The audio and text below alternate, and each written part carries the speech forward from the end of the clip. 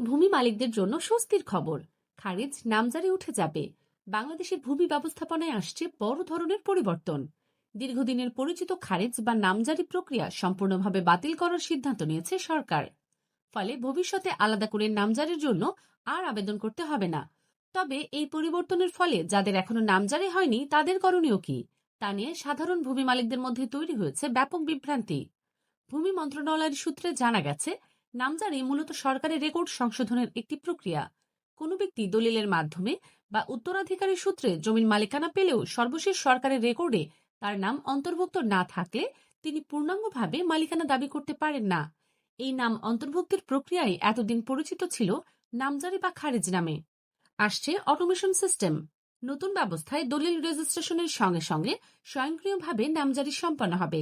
অর্থাৎ sub registrar কার্যালয়ের জমির দলিল সম্পাদনের দিনেই সংশ্লিষ্ট সরকারি রেকর্ডে নতুন মালিকের নাম অন্তর্ভুক্ত হয়ে যাবে। এজন্য আলাদা করে এসিল্যান্ড অফিসে গিয়ে নামজারির আবেদন করার প্রয়োজন হবে না। এই পদ্ধতিকে বলা হয় অটোমেশন সিস্টেম।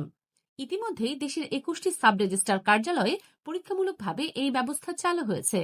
সরকারের সিদ্ধান্ত অনুযায়ী 2026-এর শুরু থেকে দেশের সব উপজেলা সাব রেজিস্ট্রার কার্যালয়ে এই সিস্টেম কার্যকর করা হবে।